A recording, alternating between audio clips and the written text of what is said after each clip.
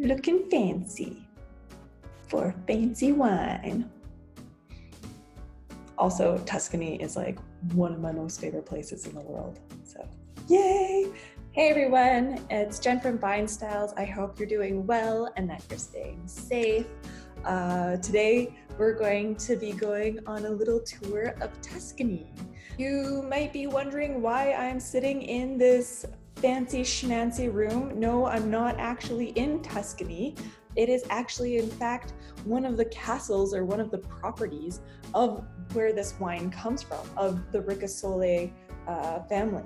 A little bit about the wine we're going to be trying today is the Rocca Gucciarda 2016 edition. It's the Chianti Classico DOCG Riserva, and it is from the Ricasoli family, which is, this is actually one of the most important and feudal estates belonging to the Ricasoli family.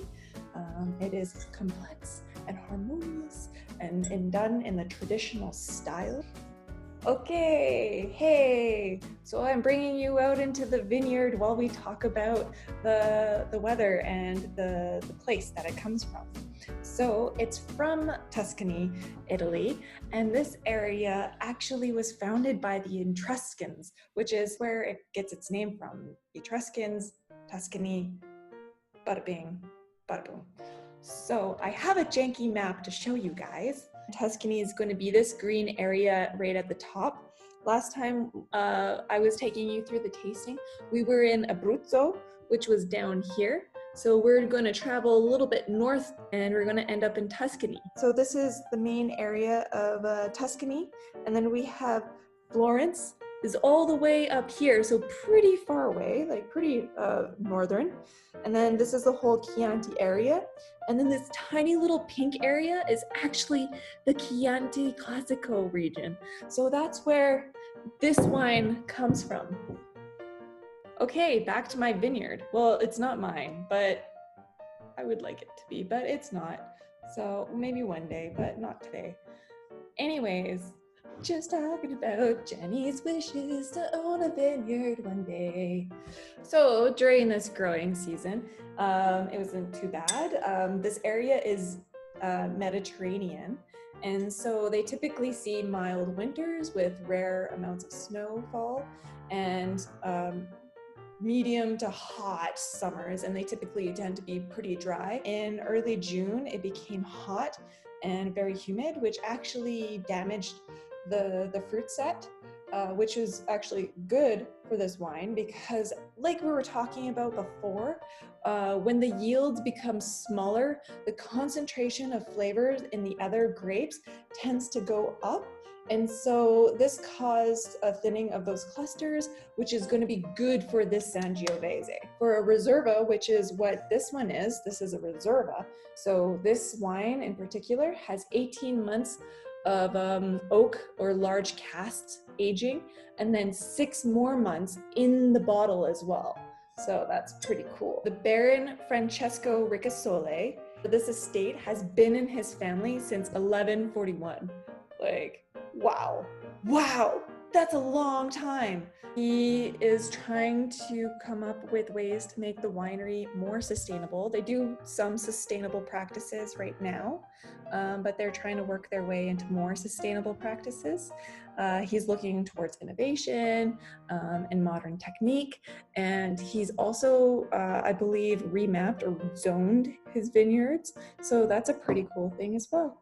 This blend is 90% Sangiovese, 5% Merlot, and 5% Caniolo.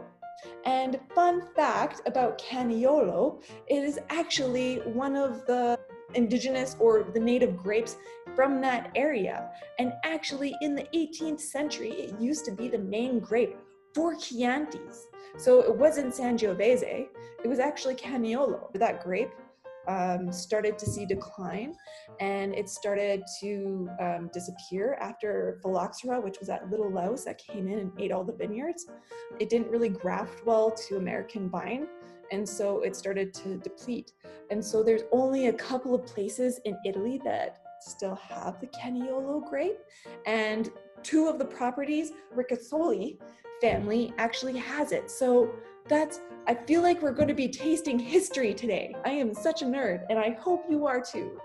Okay, here comes a quick lesson about Sangiovese. In this blend and in the traditional Chianti blends, they tend to be about 90% Sangiovese. Blood of Jupiter is its name, which is pretty freaking cool. It has to be a gift of the gods. Last couple times, we were talking about Montepulciano and the wine Montepulciano di Abruzzo. So they are similar, but they are different, okay? So Sangiovese is not the same thing. So Montepulciano is not Sangiovese, but it is actually related to it. And so that's where you get those cherry and the leather notes, very similar to Sangiovese, okay? Montepulciano di Abruzzo, like we talked about last time, is Montepulciano is the grape, Abruzzo is the place. Vin di Noble Montepulciano. Now, this is where it gets confusing. Vino di Noble is the grape, and they use Sangiovese. Montepulciano is the place. It's actually a small town, okay? So this is how you can kind of tell. And then Brunello, which is in Tuscany, is Sangiovese, and it's from Montalcino, okay? So if that makes sense, I'm really impressed because this is very, very confusing stuff. Let me know if you have any questions about these videos or if you learned something and you're like, hey, I was just wondering, could you just clarify something? Come see me at the store. I'll explain it. I'm a wine nerd. I like to talk about this, okay? Fun facts with Jen. I don't know.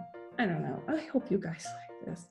I'm a nerd, so just tell me when. I'll just do your homework. It's good too. Okay. We're back. We're going to open up the wine and try it now, okay?